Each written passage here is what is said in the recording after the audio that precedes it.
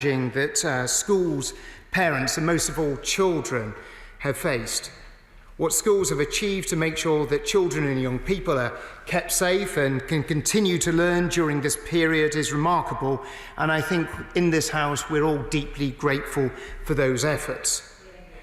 But we all know the impact that lost time in education can have on our children's outcomes. Every child and young person in the country has experienced unprecedented disruption to their learning as a result of coronavirus, with those from the most vulnerable and disadvantaged backgrounds amongst the hardest hit. Education recovery is critical for this generation of school children. Returning to normal educational routines as quickly as possible is critical to our national recovery too.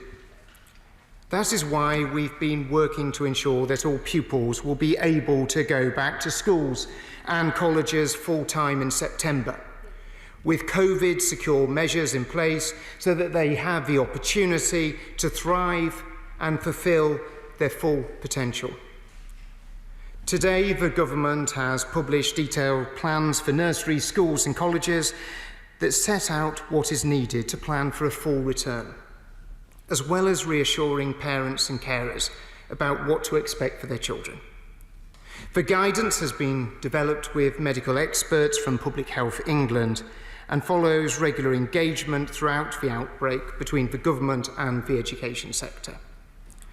We continue to work closely with the country's best scientific and medical experts to ensure that both children and staff are always as safe as possible. Schools will continue minimising contact between children, including through grouping children together in bubbles and encouraging older children to distance. At a minimum, this will mean keeping whole year groups in schools and colleges separate. This is in addition to the other protective measures that we know are so important for infection control, such as regular cleaning and hand washing. We're also ensuring testing is readily available so that parents, teachers and students can return with confidence. All staff, pupils and their families will continue to have access to testing if they develop COVID-19 symptoms. By the start of the autumn term, we will provide all schools and colleges with a small number of home testing kits. These will be taken home by children or staff who develop symptoms while on site, but who would struggle to access a testing centre. This is so that they can have a test quickly and they can get the results back quickly. All schools will have access to direct support and advice from their local Public Health England health protection team to deal with any cases that may occur. They will be advised on what steps need to be taken. Mr. Speaker, in these challenging times, we are committed to ensuring the nation's children have not just a safe education, but also an excellent one. From September, we are asking schools and colleges to return to a broad and balanced curriculum so that all pupils continue to be taught in a wide range of subjects, maintaining their choices for further study and employment. We expect exams to go ahead in the summer of 2021. We understand the additional pressures on teaching staff to deliver such high standards of education in this difficult period. As such, as Ofsted inspectors are preparing to visit schools in the autumn, it will be to discuss how they are managing the return to full education of all their pupils. The insight that inspectors gather will also be aggregated nationally to share learning with the whole sector, the government and the wider public. It is our intention for full inspections to return from January. We're also providing significant financial support to help pupils catch up on lost learning. As I announced in June, we'll be providing a £1 billion COVID catch-up package, including a £650 million catch-up premium for state-funded primary, secondary and special schools, and a £350 million national tutoring programme for the most disadvantaged pupils. Evidence shows that 6 to 12 weeks of tutoring for a disadvantaged pupil can result in 5 months of catch-up. Schools are held accountable for the outcomes they achieve with their funding, including through Ofsted inspections, and the COVID catch-up funding will be no exception to this.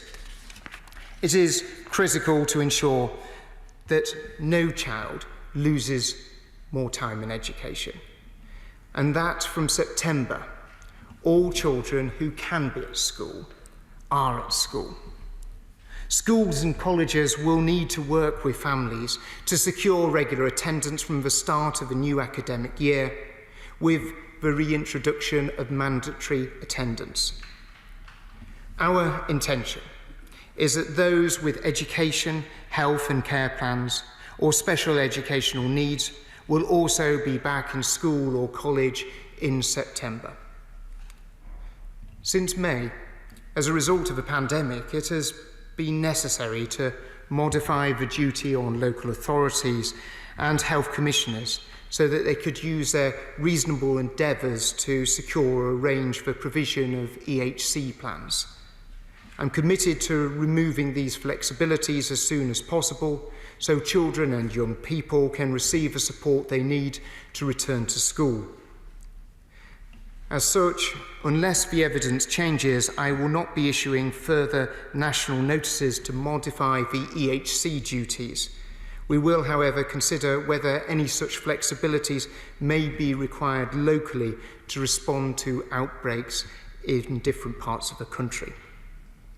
In addition, I'm pleased to announce that as we continue on the road to recovery and infection rates continue to fall, from the 20th of July, nurseries, childminders and other childcare providers will no longer be required to place limits on the group size of children who can play and learn together.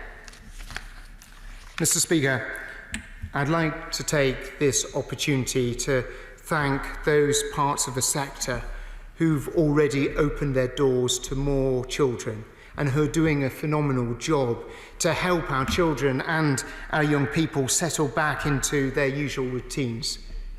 Since schools and nurseries began to open more widely on the 1st of June, we've seen the number of children attending school steadily rise, with over 1.6 million pupils already back in school. I'm sure, Mr. Speaker, I'll be joined by the House as I express my thanks to all of the childcare, school and further education staff who have gone above and beyond since March and who will continue to do so as we prepare to welcome all of our children and young people back to school and college in September. I commend this statement to the House. Can I welcome the new Shadow Secretary of State for Education, Kate Green? Very much, Mr. Speaker, and may I thank the Secretary of State for his statement and for an advance copy of it, and may I also thank him for his call last night. I very much look forward to working with him. Mr. Speaker, every child must be safely back in school in September. By then, many children will have experienced nearly 6 months' gap in their education. Some have been able to maintain their learning during that period, but there's been a huge gap in learning for others, especially the most disadvantaged. A senior official in the Secretary of State's own department has warned the attainment gap could widen by as much as 75% as a result of the crisis. Today's announcement finally recognises the desperate pleas of heads, staff and governors for information and certainty about plans for the next academic year.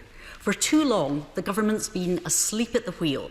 The announcement today comes just 3 weeks before the end of term, and an immense amount needs to be done to prepare. Mr. Speaker, staff have been working flat out since February half-term, and I too want to thank teachers, school leaders and everyone who works in our education settings for their exceptional efforts during these unprecedented times. Over the summer, they'll need a break. And as they prepare plans for return, they will also need the active support of the department. This can't be left to heads to struggle through on their own. So I have a number of questions for the Right Honourable Gentleman. What consultation has been undertaken in preparing this guidance with heads, teachers and school staff, governors and unions who've made many sensible and practical suggestions for students' return? The government needs to learn from its previous mistakes. That's why Labour suggested a task force of school leavers, which would have meant we could have brought children back to school sooner. Can the Secretary of State guarantee every school will have full access to testing and tracing, all the PPE and other resources they need to open safely? The government's track record has not been impressive so far, and we can't allow any further failure to supply these safety essentials to prevent children's return. I support the Secretary of State in reintroducing compulsory attendance. But fining poor parents will not serve the best interests of their children. Parents need reassurance that their children will be safe, especially in communities, including ethnic minority communities, where the prevalence of COVID is higher. Many children will have found the past few months unsettling, even traumatic. What is needed is a trauma-informed approach to school and to families. Staggered starts may present difficult challenges for parents. Can the Secretary of State say more about wraparound care for families and transport arrangements for children to travel to school? Can he confirm all children are expected to be in school in September? Will there be a delay in incoming reception children starting school? In relation to early years, what financial support will be available for parents or for childcare providers to protect their viability if children can't attend or settings are forced to close? I welcome the recognition of the needs of children with special educational needs and disabilities and the assurances on education, health and care plans. Can the Secretary of State guarantee to the House that the needs of those children will be met in full? On the curriculum, does he agree with me that a broad curriculum, including arts and humanities, supports children's attainment in the core subjects too? What discussions with FE providers have taken place about how they'll provide the, and I quote, full education envisaged? And can he say a little more about plans for students due to sit exams? What about homeschooled children that schools refuse to assess? There's a huge divide opening up between children who've had a good study experience at home and those who've lacked the resources to learn. Ofqual must address that in its recommendations for arrangements for exams next year.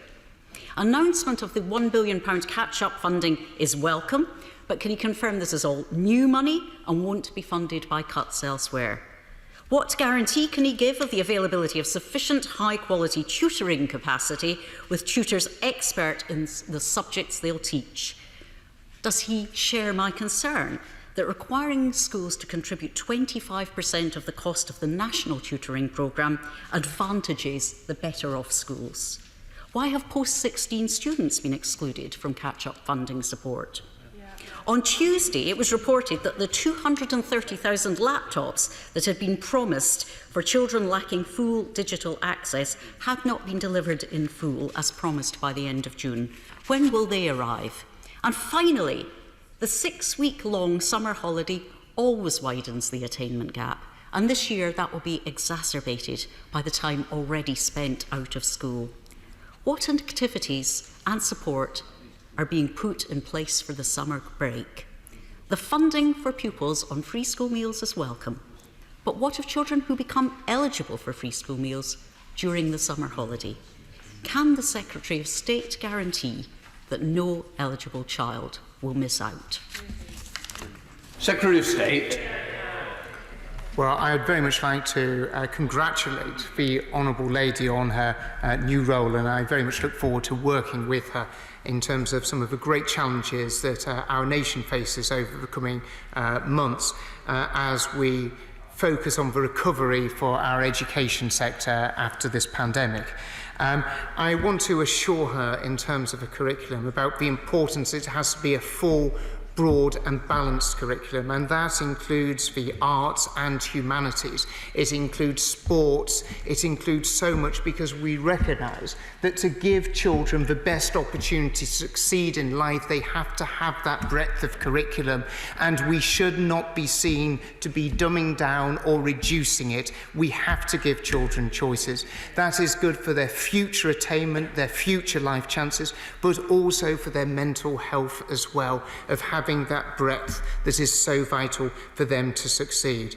She is right, absolutely right, to highlight the importance of those children with special educational needs and how we need to be supporting them and helping them. We've seen some brilliant examples, especially in some of our special schools, who have gone so far and above in terms of helping not just the children but also the parents at this most difficult and challenging time. But as all schools return, and this is why it's absolutely vital, it's got to be clear that educational and healthcare plans are properly adhered to by local authorities. This is why we've got to have this proper and full return of those obligations that local authorities have to be held to. I can assure her that it is new money for the COVID catch-up fund. We're looking forward to sharing more details with schools on this, and we'll be looking forward to working with schools, as we have been also with the Education Endowment Foundation, to making sure that that money is properly channelled into the areas that are going to make a real difference to children. It is right, and everyone in this House recognises the challenges and the significant loss that children have suffered as a result of not being in school. That's why we've got to bring all children back into school at the earliest possible opportunity. But it's equally making sure that this £1 billion is properly spent. That's why £350 million of it is being specially ring-fenced, to make sure that it's going to the children from the most disadvantaged backgrounds, and it is going to be focused on the evidence-based actions that we know will make a difference to those children. In terms of consultation, we have and will continue to consult widely within the sector. We've established a school stakeholder group with Trade Unions Congress and other unions, but more importantly, we've had much wider dialogue with people, not just trade unions, but also many other stakeholders, and most importantly, those who are delivering education on the ground. This is something that we have continuously been doing ever since the moment that we had to close schools in the first place, and we'll continue to do as we move forward. We now go to the Chairman of the Education Select Committee, Robert Helfen. Thank you, Madam Deputy Speaker. I strongly welcome the statement today and the guidance to help schools open fully in September. The plans for children with special educational needs are very good news, and also the £1 billion catch-up. We need to get our children learning again. Could I just ask the Secretary of State, given that the University College London have said that 2 million children during the lockdown have done virtually no schoolwork, and that the National Foundation for Education Research reported that 4 in 10 pupils are not in regular contact with their teacher, will he examine why this has occurred and look to Ofsted and the local authorities to work closely with schools and set clear guidance on online learning, homework and contact with teachers? My right honourable friend is right to point to the importance of accountability measures that need to sit with schools at all stages, and I will be asking Ofsted to look at this, and I'll be asking Ofsted to examine closely in terms of what schools are doing in terms of their actions in order to ensure we have a continuity of education at all stages. And it will continue to be important to do this, because we will see situations in this country where you will have local lockdowns, and we need to ensure there is always a continuity of education in those communities. Matt Weston. Thank you, Madam Deputy Speaker. And can I also add my voice and congratulate and welcome my honourable friend, the member for Stretford and Urmston, on her new position. I just want to pick up on a point that she raised, and that is around the issue of laptops. And of course, we're well aware that the most disadvantaged children in our schools are at such a disadvantage in the educational setting. We know, though, that all children have been impacted by the failure to provide laptops. And that in answer to my written question on the 10th of June, I was told that 230,000 laptops have been ordered on the 19th of April. Government documents as of this week show that the first order was in fact placed on the 15th of May, which is correct. Secretary of State. I will write to the honourable gentleman with clarification on that matter. Gareth Davis. Thank you, Madam Deputy Speaker. The new Shadow Education Secretary used her first public statement to say that she looks forward to working with the unions. She talks about delays. Does my right honourable friend know if this means she agreed with the NEU's orders to not engage with the government's plan to get children back to school? Order. These are actually questions that should be directed to Secretary of State. Secretary of State, I'm sure you'll find a way of answering that appropriately. I think what we all share, and I know that my honourable friend has the absolute shared passion that I do, to see every child back in school, every school right across the country, getting their full curriculum in every class. And I hope that those people who have occasionally been tempted to try and block the full return of schools, those who have tried to frustrate the best efforts of head teachers and so many other teachers in their desire to see every child back, that they will recognise it's important and it is absolutely vital we do everything to see all children enjoying that first-class education that we all want them to see. Helen Hayes. Thank you, Madam Deputy Speaker. The coronavirus pandemic is threatening to undo 20 years of hard work by teachers, parents and governors in my constituency to successfully narrow the entertainment gap. It is widening and deepening existing disadvantage and disproportionately impacting BAME communities.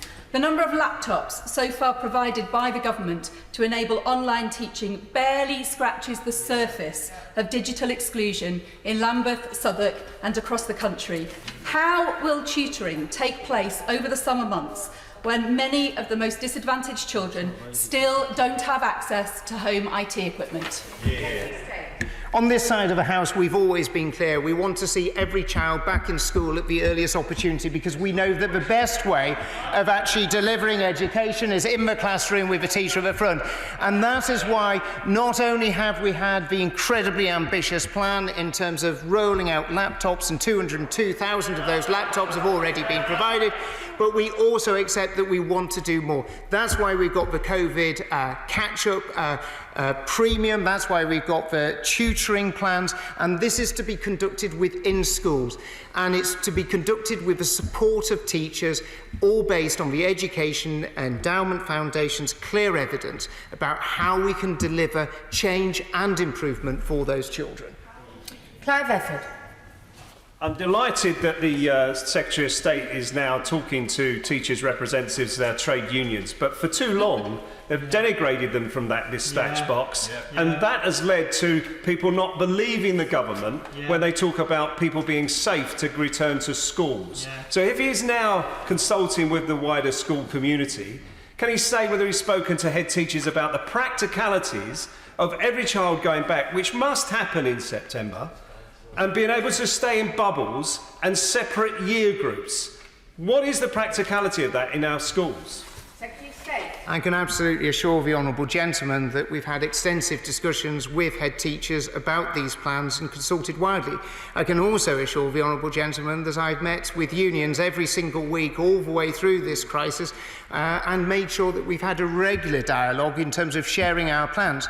But it shouldn't be about trade unions as terms of dictating as to what we're doing best for our children. We want to work with trade unions, we want to work with the whole sector, including staff, in order to deliver the best education for all children. But we'll continue to have that dialogue. We have in the past and we will in the future. To Dr. Caroline Johnson. Thank you, Madam Deputy Speaker. Can I welcome my right honourable friend's statement that all children will be back in school in September? Now, despite the valiant efforts of parents, pupils and teachers, the majority of children have at least to some extent fallen behind, especially those with special educational needs and those from disadvantaged backgrounds. Could my right honourable friend please outline how he intends to help these children to catch up, whilst ensuring those who made more progress can continue to do so, so that every child reaches their full potential? This is why we took the decision to make sure that in terms of our COVID catch-up plans, that there was money specifically targeted for those children who are most disadvantaged and those who schools will have the greatest challenge for. We're working very closely with the sector to make sure that there is targeted interventions for children with special educational needs, but equally recognising that all children, whatever their background and whatever part of the country they come from, will have be facing challenges in terms of the loss of education, and that is why we've done such an extensive £1 billion package to support schools in doing this. Leila Moran. Speaker, could the Secretary of State guarantee that every child who needs a laptop will have one? But does he also recognise that to create high-quality online lessons takes skill? And so what is he doing to ensure that best practice is spread among all schools before the summer holiday, so that as teachers make their plans, we can know that in September high-quality learning will be available to all? Well, I can absolutely assure the Honourable Lady that the work and endeavour to ensure that there's high quality teaching and online teaching is there. And we've seen that through the creation of the Oak National Academy. The Honourable Lady may have noticed the announcement just a few days ago about the expansion of that to continue to provide full and total curriculum across all year groups. And across every single subject. This is one of a brilliant innovation, and I very much encourage the Honourable Lady and her constituents to take advantage of it. Virginia Crosby. Thank you, Madam Deputy Speaker. Our teachers are critical if we are to look after the next generation and to help us deliver our levelling up agenda. How is the Secretary of State supporting our hard-working supply teachers at this exceptional time? And how is he ensuring that our supply teachers are receiving appropriate remuneration? Secretary of State. Well, I know that my honourable friend has raised with me the concern that a number of supply teachers in her constituency of Anglesey has sort of suffered as a result of not being able to access the furlough scheme. I know that in England, many agencies have been working closely with the Treasury in order to be able to access the furlough scheme, and I'd encourage the Welsh Government to help support agencies to help their supply staff also to be able to access that as well. Now go to Andrew Gwynn. Thank you. I agree that all who can be at school should be. St Anne's Primary School in Denton was built in 1888. It's a small single entry school. There are no spare classrooms, and the rooms that they have all open onto the small school hall, which is also used as the dining area. They have a very small outside yard, no playing fields where temporary classrooms can be located, and it's one example of many similar across England. So what assessment has the Secretary of State made of the number of schools which will physically struggle to accommodate all their pupils under the social distancing or educational bubble rules, and how does he plan to help them to be able to educate all children and to do so safely? Well, when the Honourable Gentleman hopefully has the opportunity to read the guidance, he'll see from the guidance about the importance of having flexibilities for schools, such as the one he outlined, that actually are operating in a very different type of a state that maybe larger schools are able to do so. We've tried to create a clear framework of how we can give schools good advice so they can ensure the education of every single pupil. But if he has any particular issues about any of his schools that he's particularly concerned about, I know that the Minister of State for School Standards would be happy to discuss it with him. Andy Carter. Thank you, Madam Deputy Speaker. Schools in my constituency of Warrington South are some of the best in England, and I'm sure I can join with my right honourable friend in paying tribute to the work that heads and teachers and support staff have done over the lockdown period to care and support children. I know parents in my constituency, and in particular children, will really welcome the steps that are being announced today. Children want to get back to school, but can the Secretary of State confirm that his approach is in line with other countries around Europe who've begun to bring preschool children, younger age children back first in a phased way? Well, he's absolutely right to pay tribute to the teachers and all the staff within the schools and nurseries and colleges within Warrington South. And they've been doing a fantastic job. But the approach that we're taking is very much in line with that of other nations. We all understand that within education settings there are constraints and restrictions that teachers and head teachers have to operate under, and we have to find practical solutions for that. And that is why we've taken a lot of time to look as to how this has been done in other countries and copy the very best practice as a result. Thank you, Madam Deputy Speaker. Primary head teachers in my constituency tell me that there are pinch points at the start and end of each school day as children and parents come together. And school leaders are planning how they can mitigate this problem, but it may require adaptation. So they're asking, will the Secretary of State set aside funding to ensure that schools can access money to avoid this problem of people coming together? Well, the Honourable Lady raises an important point in terms of reducing the chances of people meeting together and increasing the likelihood of transmission. That's why we've asked schools to look at the options of staggered starts for year groups so as to mitigate those chances. Thank you, Madam Deputy Speaker. Birmingham Northfield has the highest proportion of free school meals of any constituency across the country, and so that's why it's so important that young people are back in school and back in colleges learning again. And so can I ask my right honourable friend that he ensures that as many young people as possible benefit from the COVID-19 catch-up package to ensure that some of our most disadvantaged pupils are given the greatest gift of all, which is a quality education?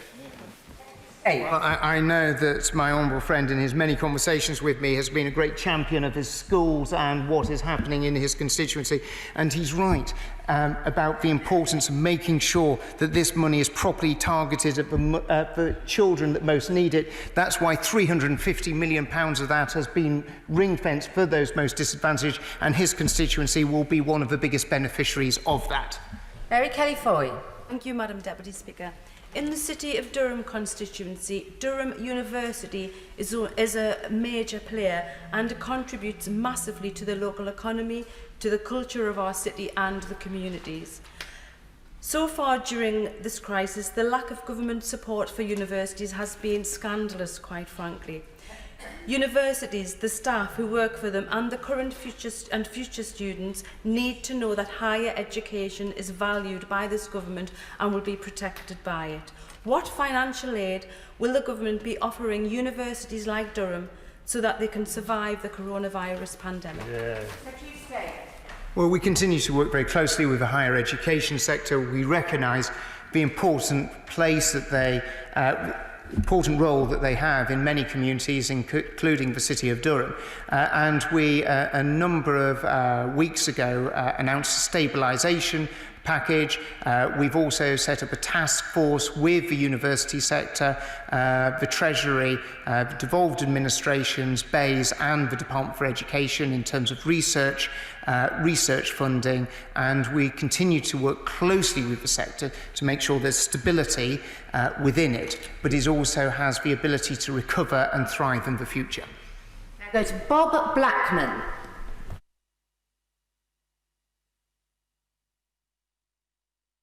Harrow have continued to remain open so that children of key workers and those with special educational needs continue their education. But still, there are large numbers of children, of course, whose education has slipped. Will he join me in congratulating and thanking the teachers and head teachers who've carried out and continue to provide education throughout this period, but also set out what assessment is going to be made of those children that have fallen behind, so the catch-up package is actually used to the best possible advantage to get those children back to where they should be.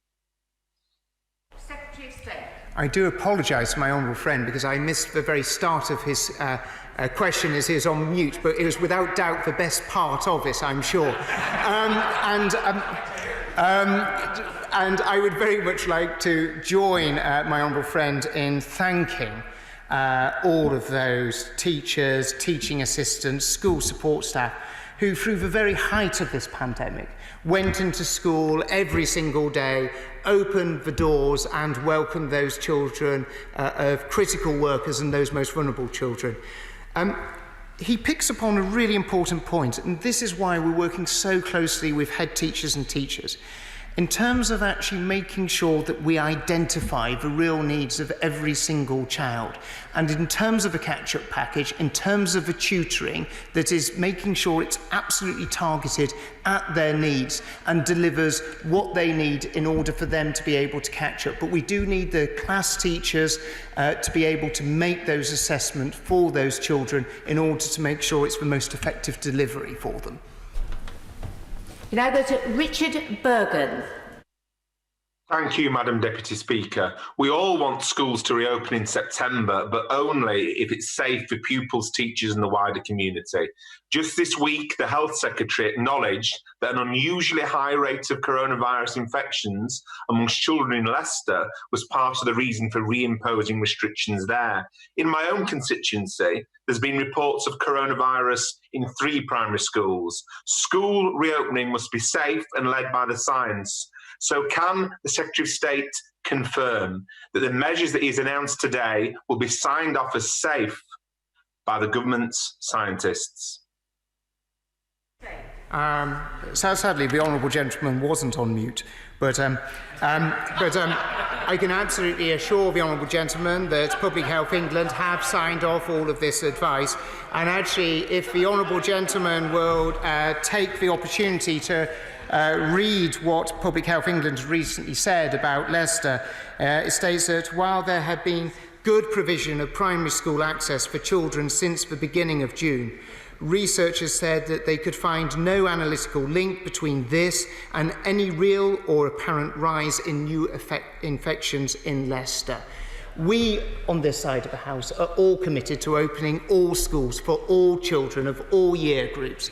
And I look forward to working with the honourable gentleman, and many members on the other side of the House are equally committed to doing the same. But we're only doing this because we know it is safe to do so. David Simmons. Madam Deputy Speaker, recognising, as my right honourable friend says, the evidence shows that the risks to and connected to children are very low, mums and dads around the country will have noticed the very stringent protective measures which are being put in place in educational and childcare settings, supported by this department and implemented by multi-academy trusts and local authorities. Could my right honourable friend enlarge a little on his comment in his opening statement about further measures that he might have in mind to ensure that those risks are effectively managed when children return to their educational settings in September? Secretary of State. Well, absolutely, I certainly can do. I mean, we have created a strict set of sort of controls that we expect schools to follow as an absolute minimum as they see children return. These are measures that we have worked closely with Public Health England. It's making sure there's good hygiene, there's good cleaning, it's reducing the amount of contact between pupils. The system of creation of bubbles has worked successfully. And as I've touched upon, we've seen over 1.6 million children benefit from returning to school as a result of this from the 1st of June. But we do accept that more needs to be done with every child coming back. And that's why we've done such detailed guidance and will continue to support schools to bring every child back in a safe way that's not just safe for the children, but it's also safe for those who work in schools. Alison McGovern. Thank you, Madam Deputy Speaker. Can I ask the Secretary of State about the broad and balanced curriculum, specifically the PE and sport premium, and whether this will be guaranteed for September? Because, Madam Deputy Speaker, it is July. decisions needed to be taken before now about sport and PE. And if head teachers and parents find out that this financial commitment has been held up for purely political reasons so the Chancellor can announce it next week, I cannot imagine how cross they are going to be. Secretary of State. Madam Deputy Speaker, speaking for myself, one thing I know I certainly gained during lockdown was sadly weight. And I recognise that actually getting children back into school is going, as they get back into school, making sure that they have that broad and balanced curriculum, making sure that they have proper and full access to sporting activities is so incredibly important. The Honourable Lady will just have to sort of pause a little bit, as we will be bringing absolute clarity for all schools on this issue exceptionally shortly.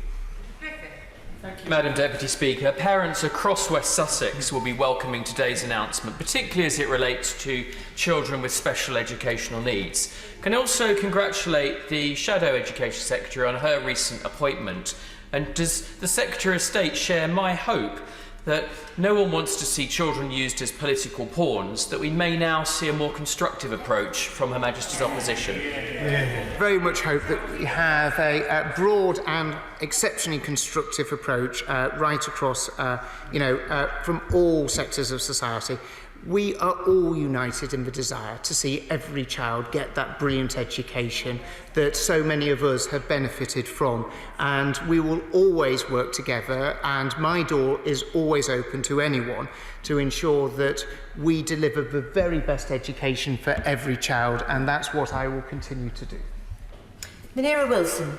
Thank you, Madam Deputy Speaker. I'd like to pay tribute to the heroic teachers who've been working so hard across schools in my constituency of Twickenham, and also the September for Schools campaign led by my constituent Fiona Forbes, who's tried to make the voice of parents heard in this whole debate. And many of those parents are wondering what provision and plans will be made for wraparound care. They're on their knees juggling work and homeschooling and wondering whether they'll be able to have after-school clubs and other such provision come the autumn. It's an important point that the Honourable Lady raises, and as part of the guidance that we've issued, we've set out clear guidance about wraparound care for schools to be able to offer, because we know how incredibly important that is for so many working parents and how it supports them in order for them to be able to do their work. Tom Hunt. Madam Deputy Speaker, as a Member of Parliament for Ipswich and an avid Newcastle United fan, I cannot think of a better name for a school than the Sir Bobby Robson School. The Sir Bobby Robson School will be opening its doors in September, and I've become an Associate Governor. It's there to specifically support children with complex emotional and mental needs. The approach that they're going to take is to have a transition period, where almost a therapeutic approach, where they really think about trying to re-socialise vulnerable young adults so that they can reintegrate and catch up. Will my right honourable friend firstly join me in wishing Sir Bobby Robson School all the best for the future, and secondly, provide them and other special schools the support they need and the external expertise they need to make sure that these vulnerable young adults have all the best chance to crack on and have a bright future? If we're going to get everybody in, it's quite important that we have short, punchy questions to the Secretary of State and short answers too. Secretary of State. Well, I'd very much like to welcome and sort of congratulate my honourable friend for his work with the Sir Bobby Robson School. As a Wolves fan, I'm not sure if it was quite the right person to name it after, and I look forward to working with him and the school to make sure, as they bring children back, making sure that they actually have the best education, how we can assist them and him in terms of delivering that for those children. Sir Geoffrey Clifton-Brown. Thank you, Madam Deputy Speaker. I'm sure the Secretary of State would agree with the 15,000 parents in the Rockler Cotswold group who will be very disappointed if any of their children aren't able to go back into school in September. Will you therefore consider doing two things, as well as issuing the comprehensive guidelines, then ask every head to produce a back-to-school plan, preferably by the end of the summer holidays, by the end of the summer term? My honourable friend raises an important point. That's very much what heads will be doing to ensure that there is full education across all year groups, in all classes, for every child, including in his constituency. Alex Norris. Thank you, Madam Deputy Speaker. Further education institutions were already struggling prior to this crisis, and it will only have gotten worse in recent months. Now, those very same institutions are going to have to do a Herculean effort if they're going to get their learners ready for those vital qualifications in the next academic year. Might the Secretary of State explain to further education leaders in my community why they were excluded from the COVID catch-up fund and what support will be available instead? We continue to work very closely with the sector, a vitally important sector, as we look towards the economic recovery that we're going to be building towards as we come out of this pandemic. We'll work very closely with them in terms of actions and support that they need in order to help those youngsters who need to catch up, but equally to ensure that every further education college is fully open for September. Jeremy Wright. Thank you very much, Madam Deputy Speaker. My right honourable friend has already made the point that our schools make a significant contribution to the general well-being of our children as well as to their academic education. But can I ask him to recognise the sad likelihood that as children return to school in September, more of them than usual will report to teachers and others in school disturbing or abusive experiences they've had during the lockdown period, either physical or virtual? And can he confirm that our schools will have the support they need to deal effectively with those reports? Quite right. My right honourable friend touches on an incredibly sensitive but important issue, and we have been working very closely, not just with schools but also with local authorities and the police, in terms of establishing local partnerships to support schools as they deal with some of the consequences of children not having the protection that schools have often wrapped around them. We recognise the sensitivity of this, and if I can pay tribute to the Home Office and the work that the police have done in terms of forging new partnerships with schools and local authorities so action can be taken much swifter where there is fears and concerns about the well-being of children. Now I go to Vicky Foxcroft. Thank you, Madam Deputy Speaker. As more children return to school, what extra support is being provided to disabled children so they can catch up following the COVID-19 pandemic? And will the Minister confirm if assistive technology is being offered as part of the distribution of laptops and tablets to pupils working from home? And if he's unaware, can the Minister please follow up and commit to writing to me with an answer? Well, we've had a broad range of measures to actually assist all children, including children who suffer from, who have special needs, in terms of how we actually can help them. Many children within this sector have benefited from free laptops and and as part of the COVID catch-up, key elements of that will be helping those children to be able to catch up on what they've lost. But I'll happily write to you, as the Honourable Lady seems to be signalling on the screen, with further details on that. Edward Timpson. Thank you very much, Madam Deputy Speaker. Fully reopening schools in September is absolutely the right thing to do, but for some children, the experience of lockdown will have been characterised by social isolation, a lack of routine, and in some cases, trauma. What is my right honourable friend doing through the guidance that's been published today and other measures to help schools with what will be an increase in poor behaviour in schools from September? And can I encourage him to bring forward recommendations in the Timpson review of school exclusion so that we don't see children being removed from school when they've only just returned? Well, it did have a very thoughtful author, that review, Madam Deputy Speaker, and we'll certainly be moving forward on that. Our guidance does recognise some of the real challenges that we're going to see many children facing as they come back into school. They will not have had the same structures of behaviour and discipline built around them. But it is absolutely vital that we re-establish proper behaviour and discipline practices for all children. And I know schools are working very closely with how they build that around those children. But we've got to understand that where you have good behaviour and discipline policies, you have vastly reduced numbers of those children who are being excluded from schools. And that's what we're going to be working with schools to deliver. And I'd like to pay tribute to Tom Bennett and the behaviour hubs and the work that they do to establish strong behaviour practices in some of the most challenging schools. We now go to Sir David Evanet. Thank you very much, Madam Deputy Speaker, and I welcome my right honourable friend's statement on the autumn opening of educational settings. Going to university is an important milestone for many of our young people, but I know there are real worries about starting or restarting their courses this autumn. What measures is he taking, and what reassurance can he give to these students?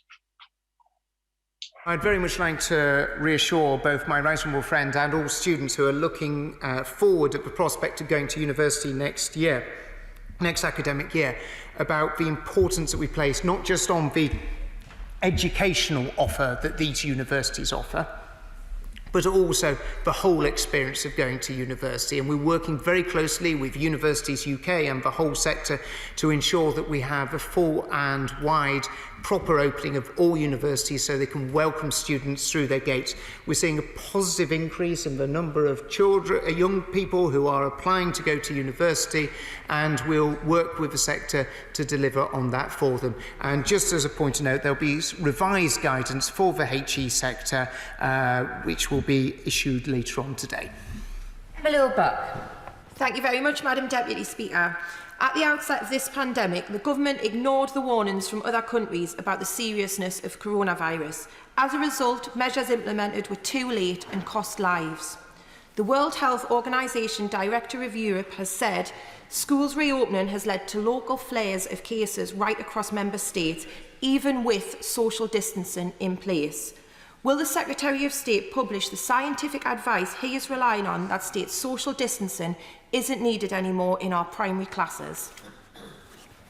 Well, as the Honourable Lady will probably know, that SAGE regularly produces and publishes its advice and evidence, and we've been completely open on this. But I'm not quite sure what the Honourable Lady is suggesting, that we just never open schools. Are we just going to deprive our children forever more of an education and just accept that until there is a vaccine, children will not be able to go back into school? We recognise that there are big challenges ahead, and that's why we've worked closely with the sector, because we understand the consequences to children are great by not getting them back into school, and that's why we'll continue to strain every sinew to ensure that every child is back in school. Yes. Thank you very much, Madam Deputy Speaker. I welcome the Secretary of State's statement, but I'd be grateful if he could specifically set out the financial support that will be provided to further education at sixth form colleges like East Coast College in my constituency. This is so absolutely vital, particularly to coastal towns, if we are not to let down a whole generation. Well, as I'm sure my honourable friend will be aware, over the last year we've seen lots of additional support going into the college sector, including the increase in the basic level of money that every college gets. That was an increase of £450 million for this financial year, plus the £1.5 billion that's going into capital funding within the college sector to boot, and £200 million of that has been brought forward into this financial year. We'll continue to work closely with the college sector, both further education colleges and sixth forms, to look at what additional support we can give them as we move into the next phase of dealing with this coronavirus and this global pandemic, and making sure that every child is able to catch up. We now go to Barbara Keeley. Thank you, Madam Deputy Speaker. Can I join also in welcoming my friend and neighbour, the member for Stretford and Urmston, to her new role? For families who qualify, free school meal vouchers will be a crucial lifeline across the summer. But a school in my constituency faces having to pay for the cost of these themselves because they're using vouchers from the co-op rather than the Eden Red scheme. So will the Secretary of State now guarantee that every school is reimbursed for the full cost of providing free school meal vouchers to their pupils this summer, wherever they get their vouchers from? we have set up a wide-ranging system of support through the Eden Red scheme that schools are able to access. If there are exceptional circumstances as to whether there are no local supermarkets that those schools are able to access that aren't included on the Eden Red scheme, we're able to look at that in terms of how we're able to support the school and reimburse their costs if there is no alternatives. Tim Lawton. Thank you, Madam Deputy Speaker. Can I reiterate the many calls from here today and from our heads that they really do need clear, unambiguous and timely guidance? And linked to that, isn't one of the biggest scandals of recent months how few children on EHC plans have been accepted back into schools even when their parents want them to go? For that cohort, catch-up is going to be absolutely crucial. Particularly to regularise them again for being back in a school environment after 6 months out of it. He's talked about tutors. Will he also consider the idea that I put forward to use that cohort of students deferring going to university who can come into schools, work alongside some of those children and give them intensive mentoring, not just academically, but to get them back in the habit of being in school and learning again? As my honourable friend is probably aware, in the first guidance that we issued in terms of school closures, one area that we did highlight is that children with EHCP, EHC plans would be able to have continued access to schools all the way through that.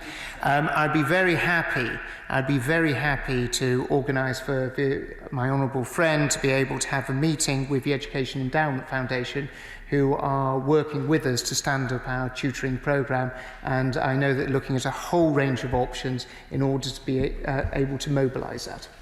Kerry McCarthy. Thank you, Madam Deputy Speaker.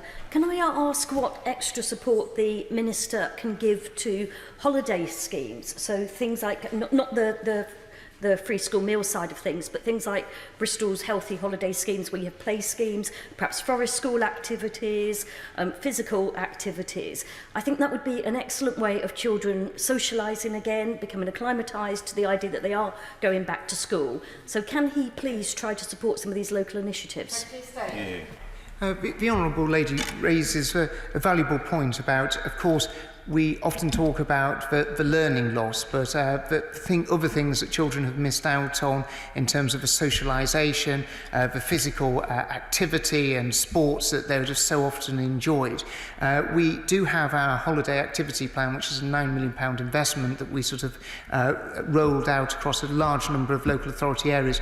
And we've also been working very closely with the National Citizenship Service to be able to repurpose a lot of the activity that they've done in terms of the traditional schemes they've done, that are able to work with local schools. And I'd be very happy to put the Honourable Lady in touch with the National Citizenship Service to see if that's something that they could work more, Citizenship Service, they could sort of work closely with some of her schools as to whether that would be a possibility.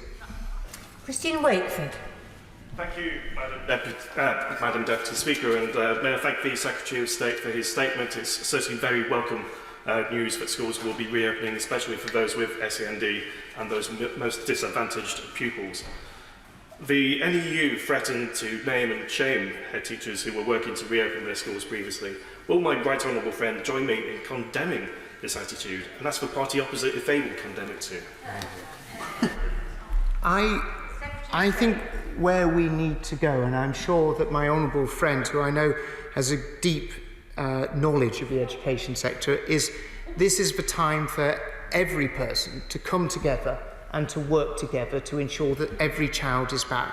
And there have been some practices where we've seen head teachers under incredibly, great pressure from sort of certain levels of activism. And I would hope that as we look forward to full opening in September, everyone comes together to work out how we get every child in school, in every class, in every year group. And I have no doubt that every union will also be doing that and working with us. Thank you, Madam Deputy Speaker. I'm glad the Secretary of State has bothered to start engaging with frontline staff via their representatives in the unions. Look, one of the things that will face Britain is a huge economic downturn. Many parents may have lost their jobs or have reduced salaries. Will the Secretary of State follow the leadership of Bratton Hove City Council, where they have issued guidance on school uniforms and other costs, so that no parent is forced into poverty and no child is excluded from school because they can't afford the right equipment? Will the Secretary of State give guidance to all schools to ensure that those costs are capped? The Honourable Gentleman obviously hasn't noticed, but we already issued guidance about keeping uniform costs low, but I'd be happy to share it with him so that he may be able to take the time to read it.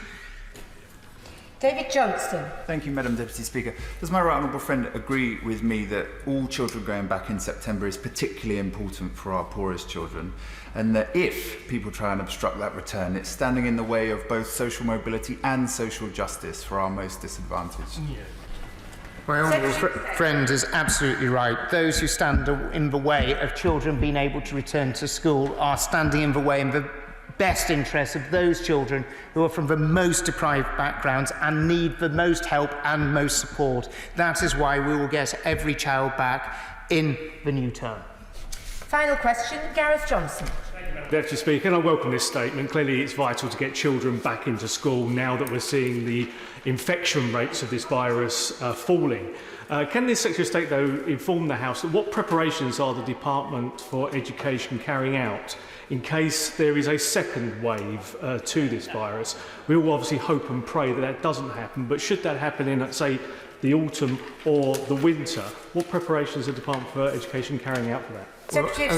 As part of the guidance we've issued is a heavy emphasis in terms of the continuity of education. So we do not see any form of disruption in terms of the learning patterns that children would suffer if we're in a position where you see local lockdowns in communities or different areas, which would mean that schools were not able to remain open. Thank you. I have to announce a correction to the division result. I've received a report from the tellers in the I lobby informing me that there was an error in the result announced to the House of the division held yesterday on new clause 1 to the finance bill. The number of members who voted aye was 252, not 232 as reported. The discrepancy was a result of human error by the tellers. It was not related to the pass reader recording system. There is no change to the outcome of the division. I will direct the Clerk of the House to ensure that the journal is corrected accordingly. Thank you. I shall now suspend the House for 3 minutes to allow the safe exit of members in this piece of business and safe entry of those in the next. Thank you.